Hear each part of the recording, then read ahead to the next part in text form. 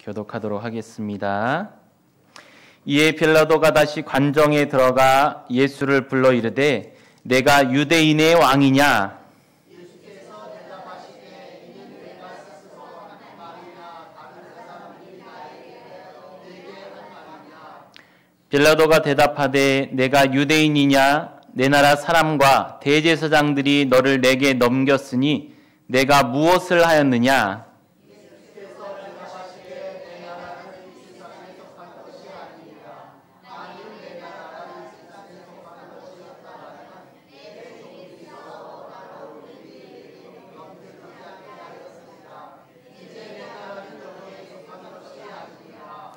빌라도가 이르되 그러면 내가 왕이 아니냐? 예수께서 대답하시되 내 말과 같이 내가 왕이니라. 내가 이를 위하여 태어났으며 이를 위하여 세상에 왔으니 곧 진리에 대하여 증언하려 함이로라. 무릇 진리에 속한 자는 내 음성을 듣느니라 하신대. 아멘. 네, 오늘은 교회력이 끝나는 왕국 주일입니다. 우리가 이제 일반적으로 쓰는 달력과는 달리 이 교회력은 예수 그리스도의 생애 동안 일어난 사건들을 회상하고 기념하기 위해서 만들어졌습니다. 오늘은 그리스도께서 만왕의 왕되심을 고백하고 또 그것을 기억하는 왕국주일로 교회력의 맨 끝입니다. 그래서 이제 다음 달 12월 첫 주부터는 그리스도의 강림을 기다리는 대강절이 시작이 되고 이어서 성탄절, 주연절, 또 고난주일 있고 또 부활절, 또 성령 강림절 순으로 이렇게 진행이 되어집니다. 매 우리가 이렇게 교회력을 따라 우리의 신앙을 걸어가는 것은 그리스도께서 이 땅에서 이루신 구원의 사건을 기억하고 기념하고 또 우리의 믿음을 돌아보기 위해서 우리는 교회력을 따라 또 이런 교회의 삶을 살아가고 있습니다. 삼성그룹 잘 알고 계시죠? 그 창업주가 누구죠? 네, 이병철 회장이죠. 1987년 이병철 회장이 폐암으로 사망하기 한 달 전에 카톨릭 신학자였던 정의채 신부에게 A4 5장 되는 분량으로 써서 그에게 보낸 질문이 있었다고 합니다. 그것은 신이 존재한다면 왜 자신을 드러내지 않는 것인가? 라는 질문부터 시작해서 지구의 종말은 언제 오는가에 이르기까지 총 24가지의 질문을 적어서 카톨릭 신학자였던 정의채 신부에게 보냈다고 합니다. 고인은 돈이 너무 많아서 한때 돈병철이다 라고까지 불렸었죠.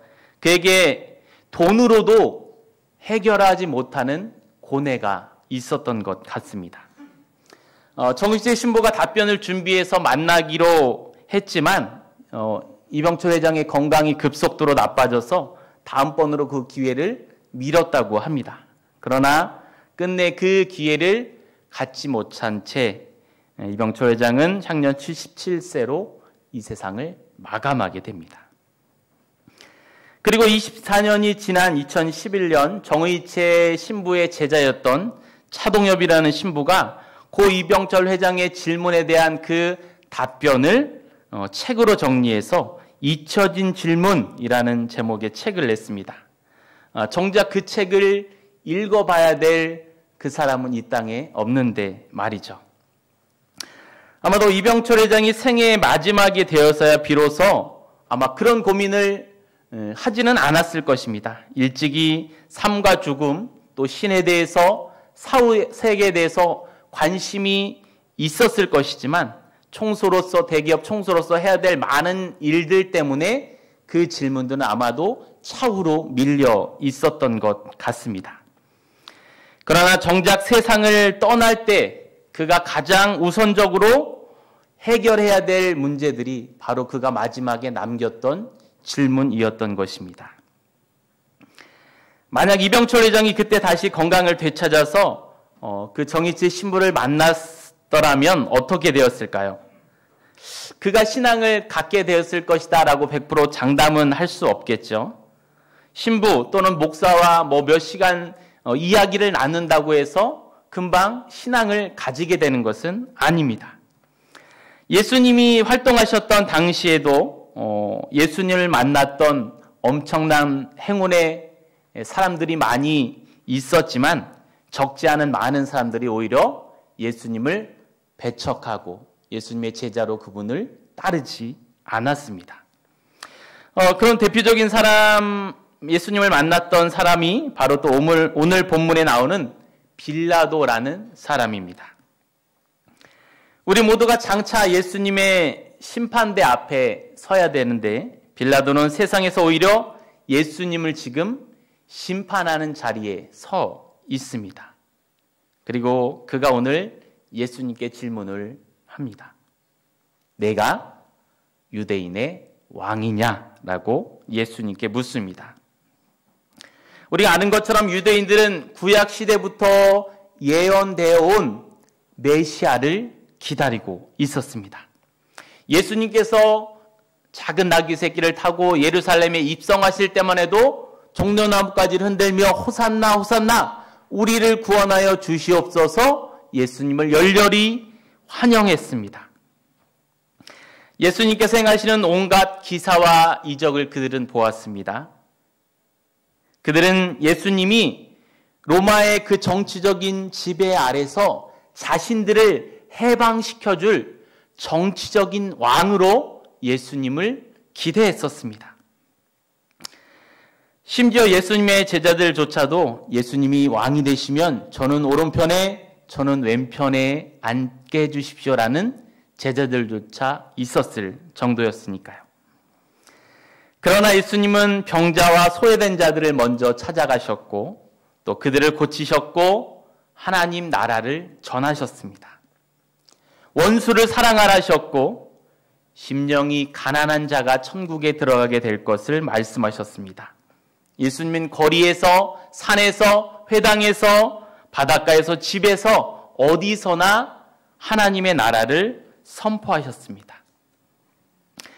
그러나 백성들은 진정한 하나님의 나라의 통치가 아니라 세상에 속한 눈에 보이며 힘이 있는 이 세상 나라를 기대했던 것입니다. 마치 가나안에 들어간 이스라엘이 애굽에서부터 가나안에 이를 동안 세세하게 그들을 지키시고 인도하시고 또 먹이신 하나님을 왕으로 모시기를 거부하고 인간적인 왕을 요구하여 할 수 없이 그들에게 인간적인 왕을 세우신 것처럼 말입니다. 유대인들도 세속적 왕으로 또 눈에 보이게 그들을 지키고 인도할 왕을 기대했으나 시간이 갈수록 예수님은 그들의 기대에 부응하지 않는 그런 분이었습니다. 거기에 실망을 했죠.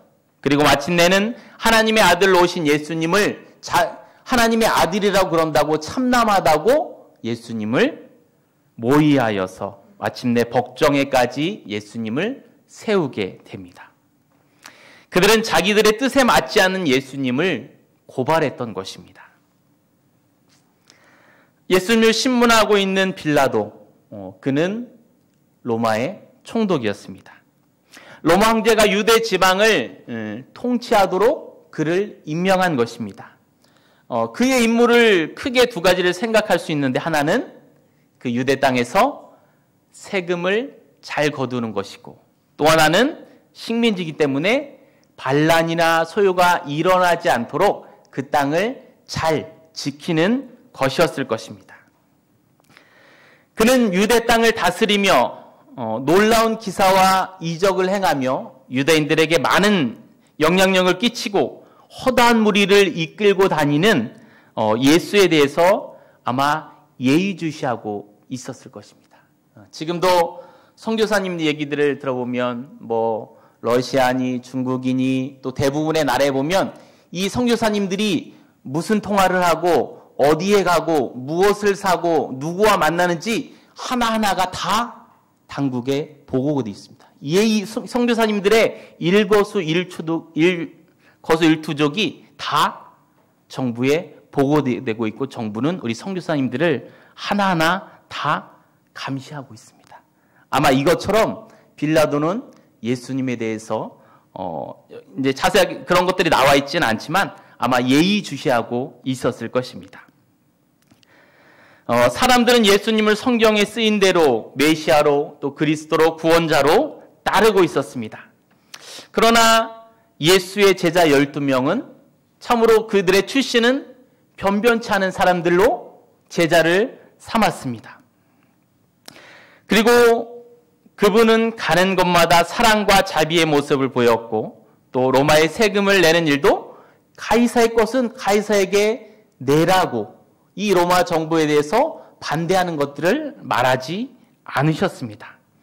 아마도 이 빌라도에게는 예수님이 큰 위험 인물로 보이지는 않았을 것 같습니다. 그때 제사장들과 서기관, 유대인들이 예수가 자신을 왕이라 한다고 로마에 반역해서 자신의 왕국을 세우려 한다고 반란죄로 고발하여 예수 그리스도를 잡았고 또 빌라도 앞에 세웠던 것입니다. 빌라도는 이제 예수님이 로마를 대항하는 사람인지를 가늠해야 했습니다. 그래서 물었던 것이죠. 내가 유대인의 왕이냐? 이 질문에 예수님은 그러면 그 말이 내가 스스로 하는 말이냐? 아니면 다른 사람들이 나에 대해서 하는 말을 듣고 그렇게 얘기하는 것이냐라고 다시 물으셨습니다. 그러자 빌라도가 말하기를 내가 유대인이냐? 그걸 어떻게 하냐? 너의 백성 유대인들과 대제사장들이 너를 내게 유대인이라고 넘겼다. 유대인의 왕이라고 넘겼다. 도대체 너는 무슨 일을 했느냐라고 다시금 예수님께 묻죠. 그러다 예수님께서 대답을 하시죠. 내 나라는 이 세상에 속한 나라가 아니다. 이 세상에 세워진 세속의 나라가 아니다. 내 나라는 하늘에 속한 신령한 나라다라고 말씀하십니다. 영원한 나라다. 만일 내 나라가 이 세상에 속한 나라였다면 내 종들이 나를 잡히지 않도록 이미 나를 지켰을 것이다 라고 이야기를 합니다. 내 나라는 이 세상에 속한 나라가 아니다라고 말씀을 하십니다. 그러자 빌라도가 다시 묻죠. 그렇다면 내가 왕이란 말이냐? 예수님 대답하십니다. 당신이 말한 대로 나는 왕이다. 나는 진리를 증언하기 위해서 태어났으며 진리를 증언하기 위해서 세상에 왔다. 그리고 진리에 속한 사람은 누구나 내가 하는 말을 들을 것이다 라고 예수님께서 말씀하십니다. 오늘 38절에서 빌라도가 그 진리가 무엇이냐고 묻지만 빌라도가 그 대답을 듣고 나갔다는 대답은 없습니다. 그 대답을 듣지도 않은 채 그 자리를 떠나서 예수에게서 죄를 찾지 못했다고 유대인들에게 나가서 이야기를 합니다. 그리고 계속해서 이 법정인 이 분쟁에 대한 것들이 계속해서 다음 장으로 이어지는 내용이 오늘의 말씀입니다. 빌라도는 만왕의 왕이신 예수님 앞에서 그분이 그저 유대인의 왕인가? 당신은 그냥 세상의 왕, 이 로마를 반대하는 그런 세상의 정치적인 왕인가? 인간적인 왕인가? 그것만을 궁금해했습니다. 바로 당신 앞에 있는 그분이 이 세상을 지으신 만왕의 왕이심에는 전혀 관심도 없었던 사람입니다. 이 예수님께서 하나님 나라의 왕으로 진리에 대해서 증언하러 오셨다고 말씀하고 있습니다. 그 진리가 무엇인가요? 요한복음 7장 17절에는 그들을 진리로 거룩하게 하옵소서 아버지의 말씀은 진리니이다 라고 말씀하고 있습니다. 진리는 하나님의 말씀입니다. 또한 우리가 잘 알고 있는 요한복음 14장 6절에 보면 예수께서 이르시되 내가 곧 길이요 진리요 생명이니 내가 곧 진리임을 예수님은 말씀하고 계십니다. 그 진리는 하나님의 말씀을 통해 이 땅에 오신 예수 그리스도 자신임을 말씀하고 계시는 것입니다. 그러기에 진리에 속한 자는 내 음성을 듣는다고 말씀하십니다. 예수님을 믿고 영생을 얻은 자, 요한복음 17장 3절에서 영생은 유일하신 하나님과 그가 보내신 자 예수 그리스도를 아는 것, 이것이 영생임을 우리 가운데 말씀해 주고 있습니다. 그러기에 영생을 얻은 자는 하나님 말씀을 듣고 그 말씀대로 살아갈 수밖에 없는 자들입니다. 크리스천은 예수님이 말씀하신 대로 몸은 이 땅에서 발을 딛고 있지만 이 땅에 속한 자가 아닙니다. 요한복음 17장 16절에 내가 세상에 속하지 아니함 같이 그들도, 우리들이죠, 세상에 속하지 아니하였사옵나이다라고 말씀해 주고 있습니다.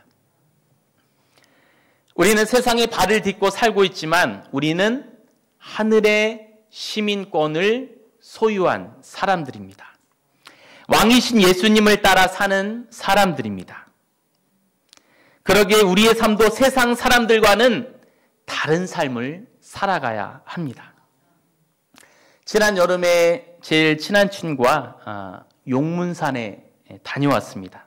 거기에 올라가다 보니까 용문사라는 절이 있어요. 아마 그쪽을 지나가 보신 분들도 있을 것입니다. 용문사에 오르는 동안 긴 줄들이 양옆으로 그 절에 닿을 때까지 있고 그 줄에는 수많은, 셀 수도 없는 수많은 리본들이 걸려 있었습니다. 저게 뭘까? 궁금하다. 뭘까요?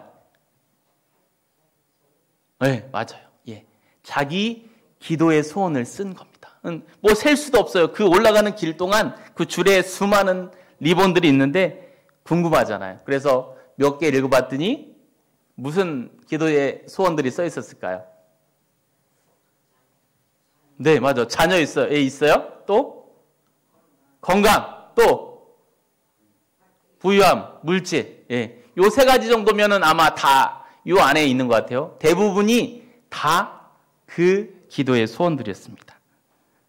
뭔가 느껴지시는 게 있나요? 절에 다니는 사람들이라 우리의 기도 제목이나 별반 다를 게 없죠? 우스갯소리로 어떤 목사님이 스님에게서 들은 이야기를 해주셨습니다.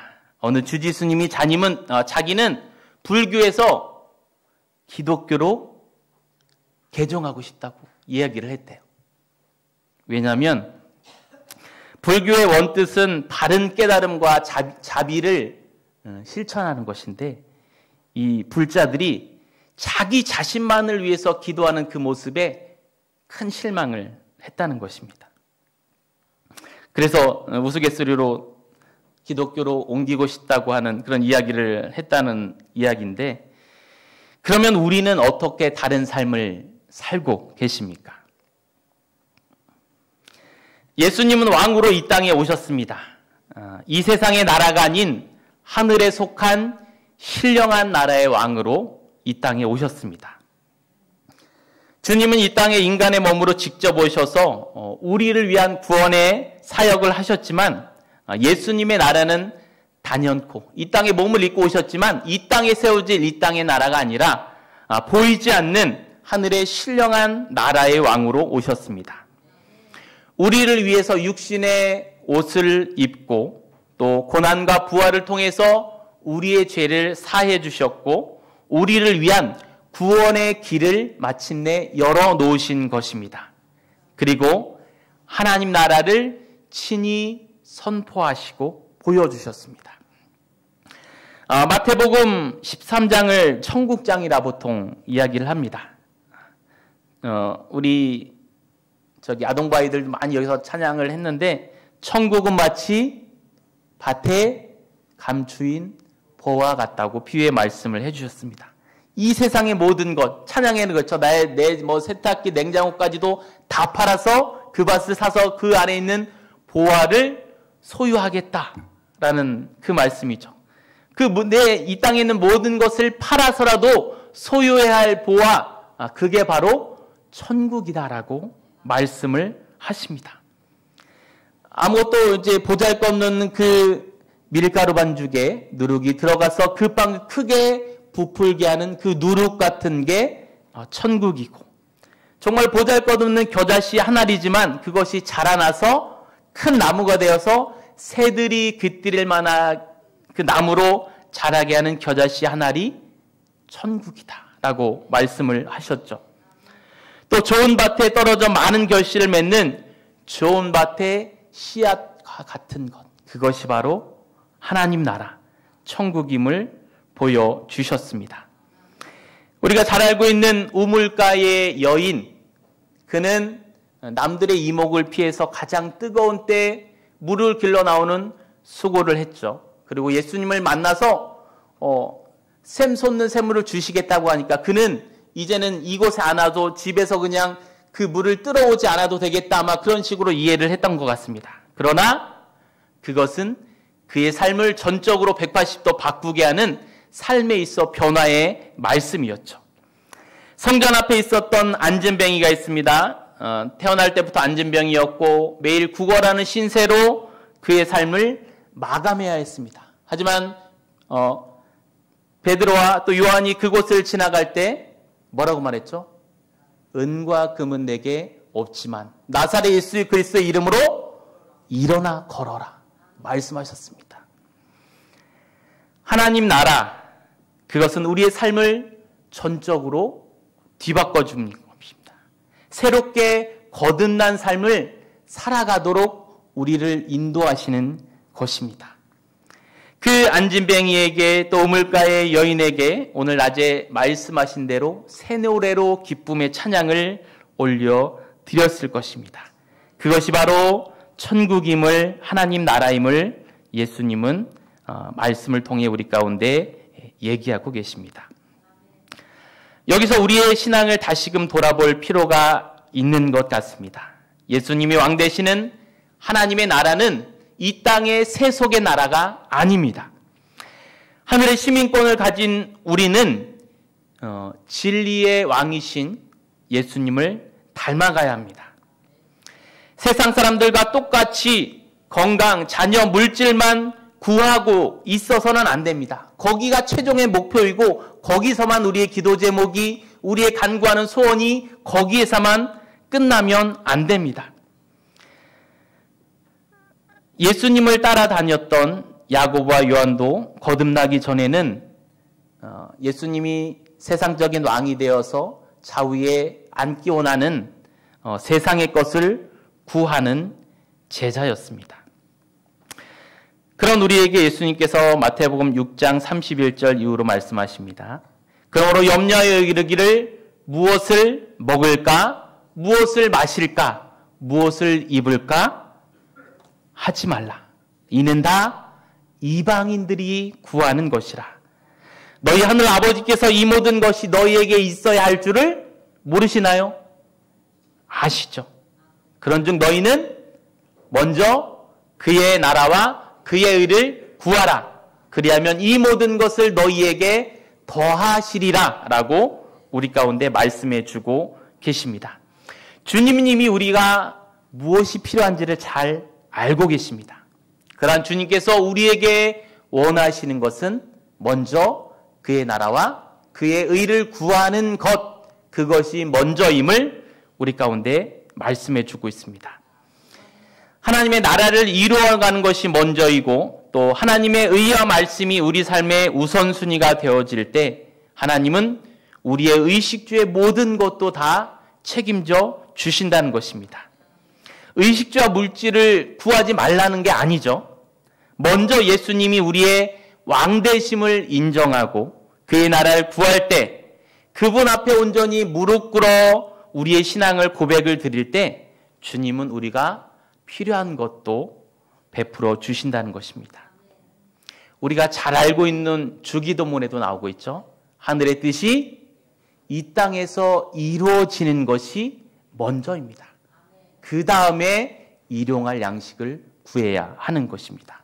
먼저는 하나님의 나라와 의를 구하는 것이 왕 되신 주님을 따라가는 우리의 삶이라는 것을 말씀해 주고 있습니다. 또 골로새서 3장 10절에서는 새 사람을 입었으니 이는 자기를 창조하신 이의 형상을 따라 지식에까지 새롭게 하심을 입은 자니라 라고 말씀하고 있습니다. 우리는 새 사람이 되었습니다. 여전히 생각하는 것이 땅의 것이면 안 됩니다.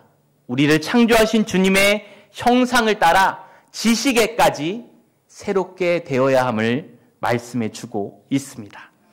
동일하게 골로새서 3장 1절에서 2절에는 그러므로 너희가 그리스도와 함께 다시 살리심을 받았으면 위의 것을 찾으라. 거기는 그리스도께서 하나님 우편에 앉아 계시느니라. 위의 것을 생각하고 땅의 것을 생각하지 말라라고 말씀하고 있습니다. 주님과 함께 다시 살리심을 받고 온전한 주님의 자녀가 되었다면 다시는 땅의 것에 얽매이지 말라는 것입니다. 오늘 낮의 말씀처럼 그 우리의 우상의 자리에 이제는 왕 되신 주님이 우리의 마음 가운데 계셔야 한다는 것입니다.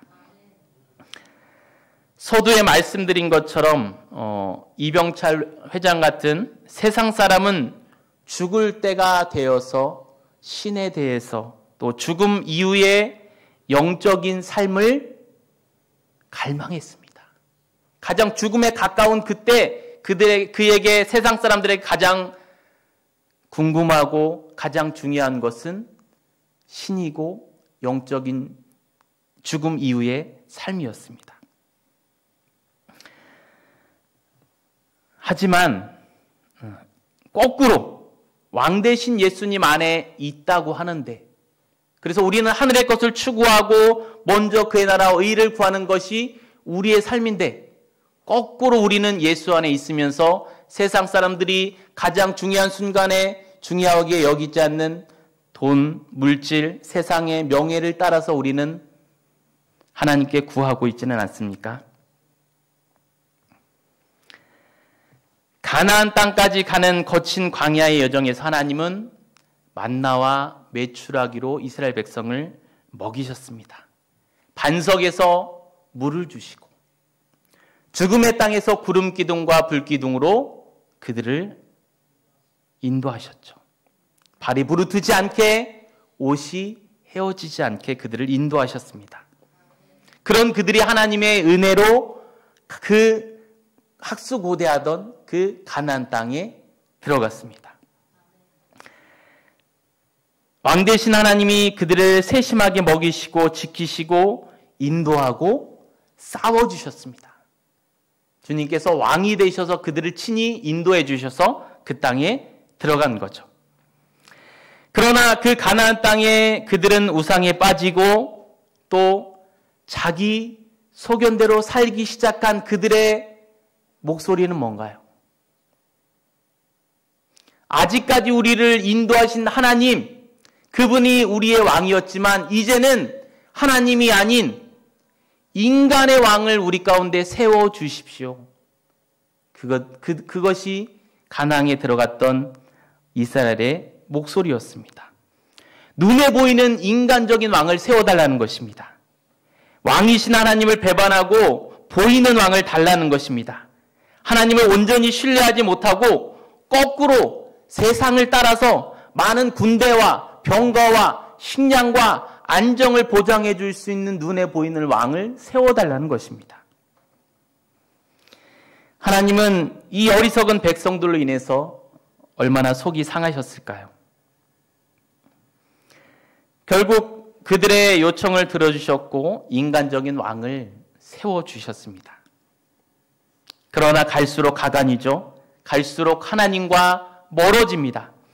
하나님이 제일 싫어하시는 우상 숭배에 빠져갑니다. 하나님은 있으나 마나한 존재로 신앙이 점점점 우상과 혼합되지고 타협하기 시작합니다. 그리고는 마침내 하나님을 등져버립니다. 하지만 그때에도 하나님은 그들을 그냥 내버리시지 않고 계속해서 하나님의 종들, 선지자들을 통해서 그들이 돌아오라고 수없이 그들을 보내셨지만 끝내 목이 곧은 이스라엘 백성은 하나님을 등지고 돌아오지 않게 됩니다. 그리고 그들은 징계를 받음으로 포로 생활을 하게 되어집니다. 왕이신 예수 그리스도, 그분을 왕으로 모시고 진리의 말씀을 따라 사는 천국 백성들은 위의 것을 사모해야 되는 삶을 살아가야 합니다. 하늘의 신령한 것을 사모해야 합니다. 겉모습은 하늘 시민이지만 여전히 간구하는 것이 이 땅의 것으로 그치는 사람이라면 그는 여전히 세상의 왕을 따르는 사람입니다. 세상 가치로 따질 수 없는 영원한 보물이 우리 안에 있습니다. 그것은 바로 왕 대신 예수 그리스도이십니다. 그분, 우리가 이 땅에서도 왕 대신 그분의 자녀답게 살아가기를 원하십니다. 나는 온전히 예수님을 나의 왕으로 모시고 살아가고 있는지 돌아보시며 11월을 아름답게 마무리하시기를 축복합니다. 기도하겠습니다.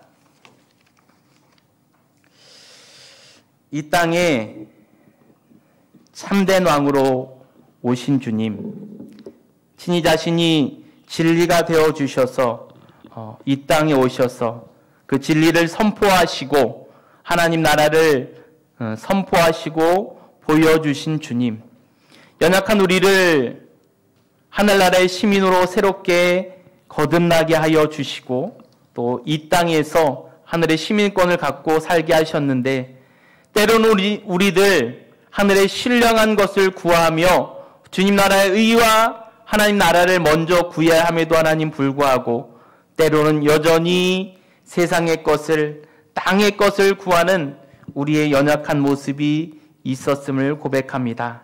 다시금 주님, 오늘 우리에게 새 힘 주셔서 새롭게 우리가 거듭나게 하여 주시고, 아버지, 물론 땅의 것도 우리가 필요해 됨을 다 아시는 주님 앞에 하늘의 신령한 것을, 하나님의 나라를 구하고 그것이 이 땅에 이루어지기를 위하여 힘쓰는 온전한 주님의 자녀로 살아가는 저희들 되게 도와 주시옵소서. 남은 이 한 주간도 주님 보시기에 하늘의 자녀로 살아갈 수 있도록 성령님 우리를 도와 주시옵소서. 감사하며 예수님의 이름으로 기도드립니다. 아멘.